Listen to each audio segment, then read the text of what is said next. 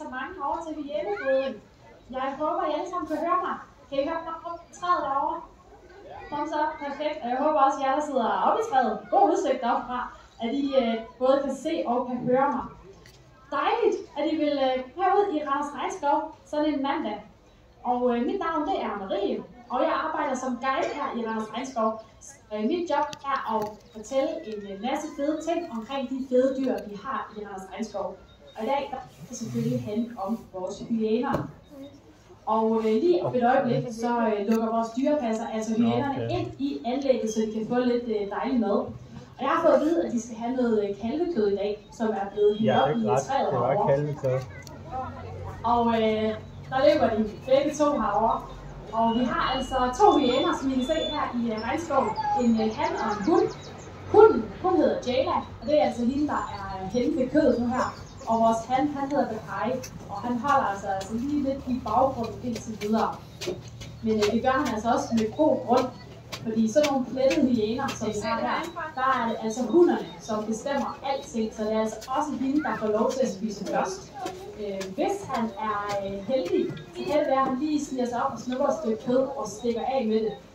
Men så skal han altså også prøve at være lidt heldig. Men som sagt, så er det altså de plettede hyæner, vi har her i Randers Regnskov. Og der findes 4 arter af hyæner, hvor det plettede her altså er den største. Og rigtig mange af vores gæster bliver faktisk overrasket, når de ser vores hyæner.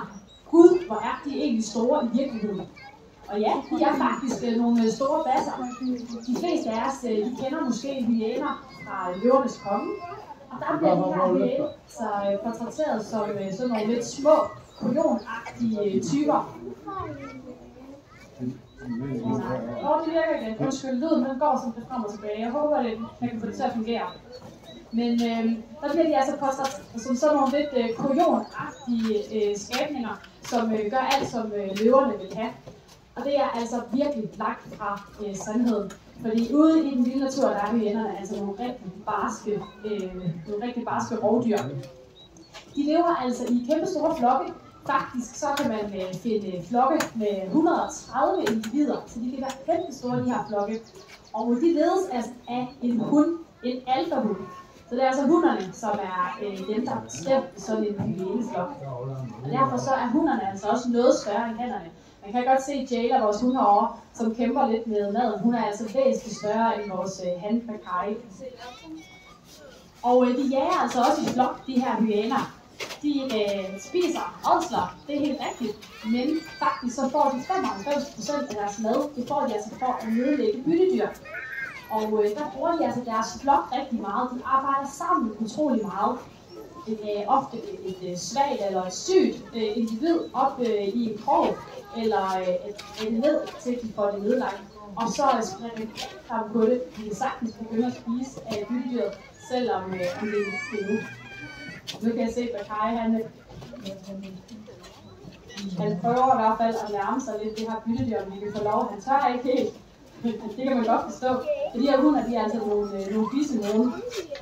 Og når de her for eksempel hunder er jagt alene, så har de faktisk et utroligt bisse for at nedlægge de her bytte. De kan altså finde på at udse sig en stor, stærk antilope for eksempel. Og så løber de op på siden af ham, og så løber de bag ved ham, og så griber de fat med deres mund om hans testik. Af for søren da, så løber han, altså den her antilope, han altså en hængende i hans testik, og bare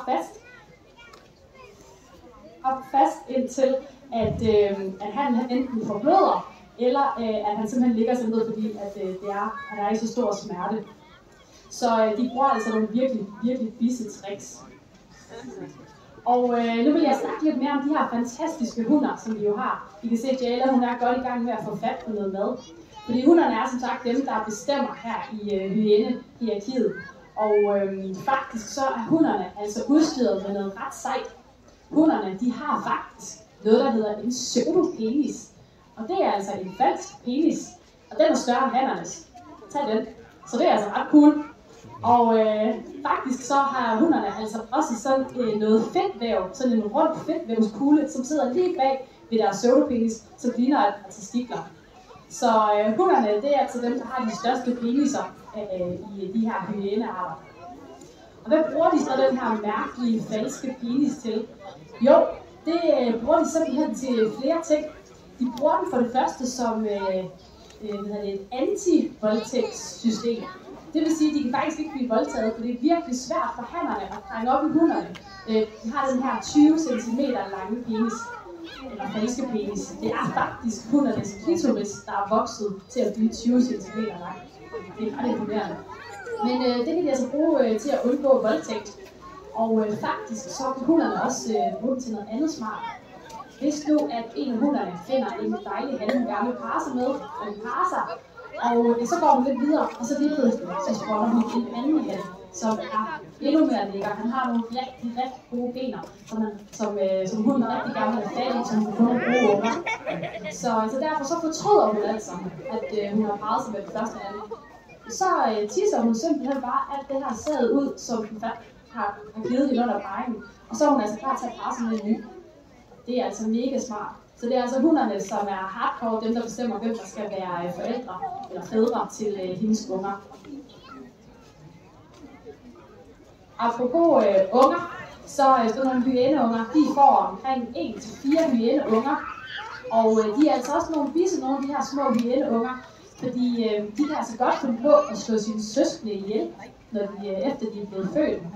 Og det er altså igen fordi, at det skal helst være den dominerende hund, som er den, der får lov til at styre flokken.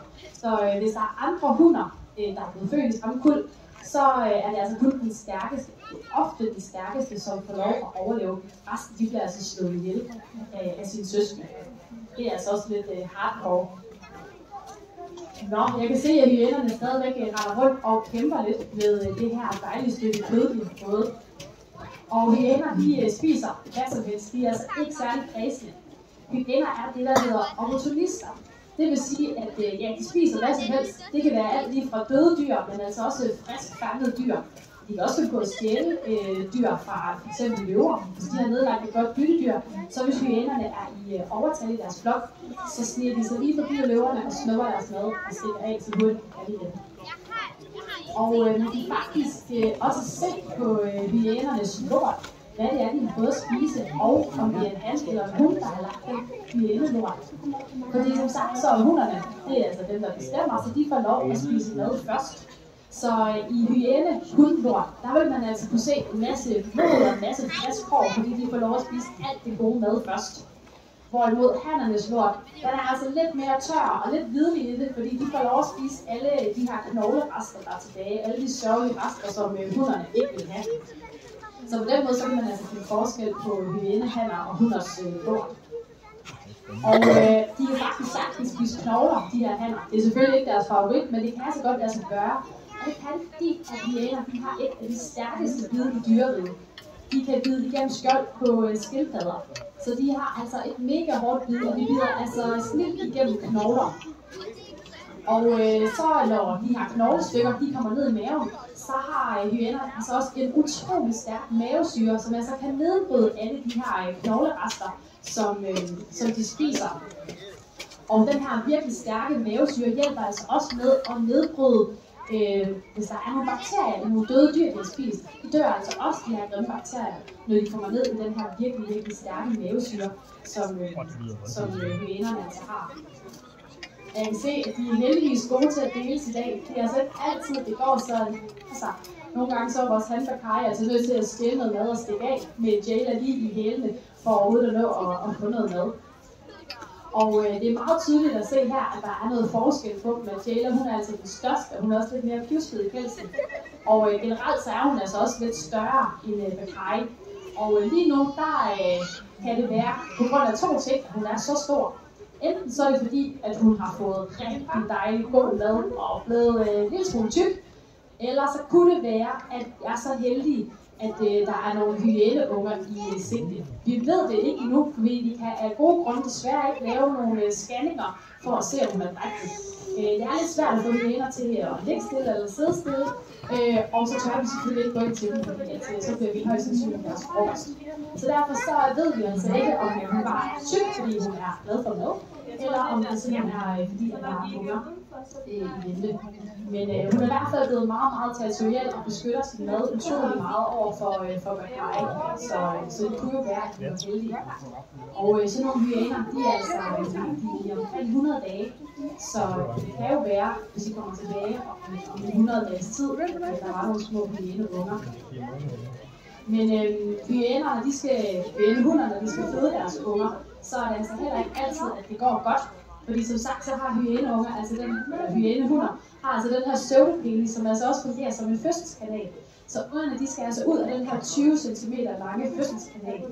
Og der er der altså cirka 10% af hunderne, som føder, som simpelthen dør, fordi de får blødder.